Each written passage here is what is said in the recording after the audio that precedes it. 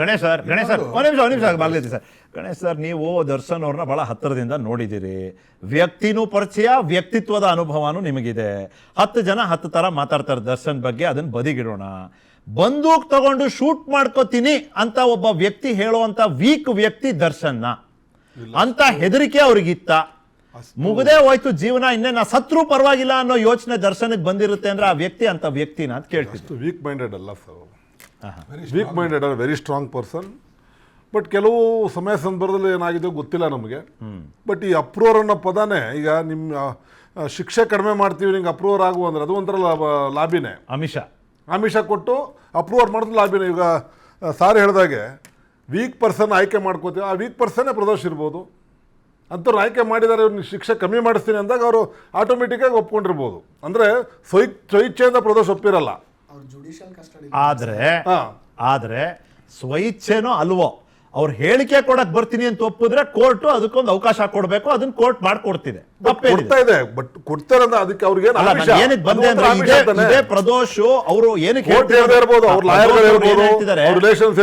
ನಾನ್ ತಪ್ಪು ಮಾಡ್ತಿರ್ಲಿಲ್ಲ. ಪ್ರದೋಷ್ ಅವ್ರು ಹೇಳ್ತಿರೋದು, ನಾನು ಇದಕ್ಕೆಲ್ಲ ನಾನು ಸಹಕಾರ ಕೊಡ್ತಾನೆ ಇರ್ಲಿಲ್ಲ. ದರ್ಶನ್ ಅವರು ಗನ್ ತಗೊಂಡ್ ಇಟ್ಕೊಂಡ್ಬಿಟ್ರು ತಲೆಗೆ, ನಾ ಶೂಟೇ ಮಾಡ್ಕೊಂಡು ನಾ ಸತ್ತೇ ಹೋಗ್ತೀನಿ ಅಂದ್ರು ದರ್ಶನ್. ಅವ್ರ ಮೇಲೆ ಇದ್ದಂತ ಪ್ರೀತಿ ಆ ವಿಷಯ ಹೇಳಕ್ಕೆ 2 ವರ್ಷ ತಗೊಂಡ್ರ ಯೋಚನೆ ಮಾಡ್ತಿದ್ರು ಸರ್. ಇಷ್ಟು ದಿವಸ 2 ನಿಮಿಷದ ಯೋಚನೆ ಸರ್ ಅದು, ಅದನ್ನ ಹೇಳಕ್ 2 ವರ್ಷ ಬೇಕಾ ಸರ್? ಅಲ್ಲ ಅಂದ್ರೆ ಅವತ್ತಿನ ದಿನ ಅವ್ರಿಗೆ ಹೇಳ್ಬೇಕಾ ಬೇಡವಾ ಅನ್ನೋ ಗೊಂದಲ ಇತ್ತು ಪಾಪ. ಎಲ್ರೂ ಸೇರಿ ಒಟ್ಟಿಗೆ ಬೇಲ್ ತಗೊಂಡು ಎಲ್ರು ಕೈ ಹಿಡ್ಕೊಂಡು ಜೈಲಿಂದ ಹೊರಗೆ ಹೋಗೋಣ ಅನ್ನೋ ಭಾವನೆ ಇವತ್ತೇನಾಗೋಯ್ತು ಗಣೇಶ್ ಸರ್, ಇವತ್ತೇನಾಗೋಯ್ತು ಅವ್ರಿಗೆ ಗೊತ್ತಾಗೋಗಿದೆ. 1 ವರ್ಷ ದರ್ಶನ್ ಅವರು ಬೇಲ್ಗೆ ಅಪ್ಲೈ ಮಾಡಂಗಿಲ್ಲ, ಸುಪ್ರೀಂ ಕೋರ್ಟ್ ಆರ್ಡರ್ ಮಾಡ್ಬಿಡ್ತು. ಇಲ್ಲಿ ರೆಗ್ಯುಲರ್ ಬೇಲ್ ಆದಾಗ ಚಾಲೆಂಜ್ ಮಾಡಿದ್ದು ರಾಜ್ಯ ಸರ್ಕಾರ, ಅಲ್ಲಿಗೆ ಅದು ಸುಪ್ರೀಂ ಕೋರ್ಟ್ ಹೋಗ್ಬಿಟ್ಟಿದೆ. ಈಗ ವಾಪಸ್ ಟ್ರಯಲ್ ಇಲ್ಲಿ ನಡಿಬೇಕು. ಚಾರ್ಜ್ ಶೀಟ್ ನೋಡಿದ್ರೆ ಈ ಪಾರ್ಟಿ ಸಾಕ್ಷ್ಯಾಧಾರ ಹಾಕ್ಬಿಟ್ಟಿದ್ದಾರೆ, ಈ ಪಾರ್ಟಿ ಡೀಟೇಲ್ಸ್ ಗಳು ಹಾಕ್ಬಿಟ್ಟು ಇಷ್ಟು ಕೂಲಂಕುಷವಾದ ಒಂದು ಇನ್ ಡೀಟೇಲ್ ಚಾರ್ಜ್ ಶೀಟ್ ಕೊಟ್ಬಿಟ್ಟಿದ್ದಾರೆ. ಸಾಧ್ಯತೆಗಳು ಬಹಳ ಕಡಿಮೆ ಇದೆ. ದರ್ಶನ್ ಇರ್ತಾರ ಇರ್ಲಪ್ಪ ಜೈಲ್ನಲ್ಲಿ, ನಮ್ಗೆ ಯಾಕೆ ಬೇಕು ಈ ಬಾಧೆ? ಫೋಟೋ ಬಂತಾ ಇಲ್ವಾ? ಬಾಲನ್ ಅವ್ರು ಹೇಳೋ ಪ್ರಕಾರ ಫೋಟೋನೇ ಬರ್ಲಿಲ್ವಂತೆ. ಹಂಗಂದ್ರೆ ಕಾರಣ ಏನು? ರೇಣುಕಾ ಸ್ವಾಮಿನ ಹೊಡೆದಿದ್ದು ಅಂತ ನಮಗೆ ಪ್ರಶ್ನೆ ಬಂದ್ಬಿಡುತ್ತೆ. ಯಾಕೆ ಅವ್ರ ಮೇಲೆ ನಿಮಗೆ ಸಿಟ್ಟಿತ್ತು ಅನ್ನೋ ಪ್ರಶ್ನೆ ಬಂದ್ಬಿಡುತ್ತೆ. ಅದು ಯಾರೇ ಹೊಡೆದಿರ್ಲಿ, ಯಾರೇ ಸಾಯಿಸಿರ್ಲಿ, ಪ್ರಶ್ನೆ ಇರೋದು ಆ ವ್ಯಕ್ತಿನ ಯಾಕೆ ನೀವು ಕರ್ಕೊಂಡ್ಬಂದು ಚಿತ್ರದುರ್ಗದಿಂದ ಪಟ್ಟಣಗೆರೆ ಶೆಡ್ಡಿಗೆ ಯಾಕೆ ಕರ್ಕೊಂಡ್ಬಂದ್ರೆ ನೇರ ಪ್ರಶ್ನೆ ಬರೋದಿಲ್ವಾ sir? Isn't it common sense? ಮತ್ತೆ ಮೋಟಿವ್ ಇಲ್ಲ ಅಂದ್ರೆ ಇವ್ರು ಮೋಟಿವ್ ನ ಡಿನೈ ಮಾಡ್ತಾ ಇದ್ದಾರೆ. ನಿಮ್ಗೆ ಅವಕಾಶ ಇದ್ದೇ ಇದೆ.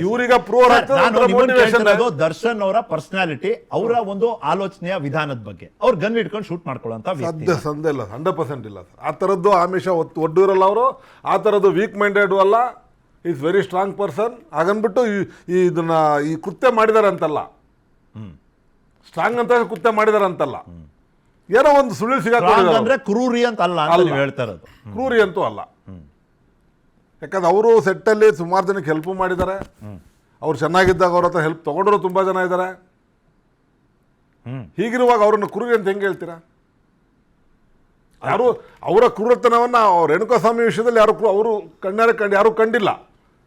ಅಲ್ಲಿನ ಸರ್ಕಮ್ಸ್ಟೆನ್ಸ್ ಎವಿಡೆನ್ಸ್ ಅನ್ನು ನೋಡ್ಕೊಂಡು ಅವ್ರ ಮೇಲೆ ಆರೋಪ ಮಾಡಿದ್ದಾರೆ ಅಷ್ಟೇ. ಅಲ್ಲ, ಒಳ್ಳೆತನದ 1-2 ಉದಾಹರಣೆ ಇದೆ ಅಂದ್ರೆ ಆ ವ್ಯಕ್ತಿ ಯಾವತ್ತೂ ತಪ್ಪೇ ಮಾಡಲ್ಲ ಅಂತ ಅನ್ಕೊಳ್ಳೋದು ಅಷ್ಟು ಸರಿಯಲ್ಲ ಅಂತ ಸರ್. ಈಗ ಜನ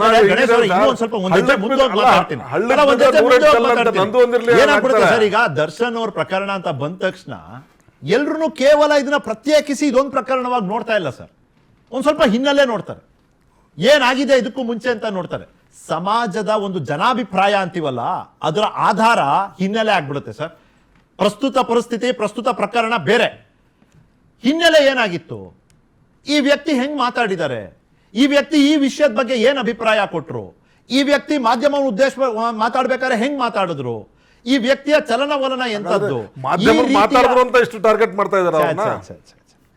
ಮಾಧ್ಯಮವನ್ನ ಮಾತಾಡಿರ್ತಾರ ಅವರು. ಮಾಧ್ಯಮ ಮಾತಾಡಿದ ತಕ್ಷಣ ಮಾಧ್ಯಮ ಎಲ್ಲರಿಗಿನ್ನ ಭಿನ್ನ ನಾ ಭ್ರಮೆನಲ್ಲಿ ಇಲ್ವೇ ಇಲ್ಲ ಸರ್. ಮಾತಾಡಿದ ತಪ್ಪು ಅದೇ ಅಲ್ವಾ ಪ್ರಚಾರ ಬಂದಿದ್ದು. ಅವ್ರು ಒಳ್ಳೆತನ ಪ್ರಚಾರಕ್ಕೆ ಬರ್ಲಿಲ್ಲ. ನೀವ್ ಹೇಳ್ತಿದ್ರಿ ಇವತ್ತು ನೋಡಿ, ನಾವು ಅದೇ ಮಾಧ್ಯಮ ದರ್ಶನ್ ಅವ್ರು ಒಳ್ಳೆತನ ಹೇಳಿ ಅಂತ ನಿಮ್ಮನ್ನ ಕೂರಿಸಿ ವೇದಿಕೆ ಮಾಡ್ಕೊಟ್ಟಿದೀವಿ. ಇದು ಸರ್ ತಟಸ್ಥ ನಿಲುವು ಮಾಧ್ಯಮದ್ದು, ಇದು ತಟಸ್ಥ ನಿಲುವು. ನಾವು ಟಾರ್ಗೆಟ್ ಮಾಡಿದ್ರೆ ನಿಮ್ಗೆ ಅವಕಾಶನೇ ಇರ್ತಿರ್ಲಿಲ್ಲ ಇವತ್ತು, ಗಣೇಶ್ ಅವ್ರು ಇರ್ತಾನೆ ಇರ್ಲಿಲ್ಲ ಇವತ್ತು ಅಲ್ವಾ? ಅದೇ ಆಗ್ಬಿಡುತ್ತೆ.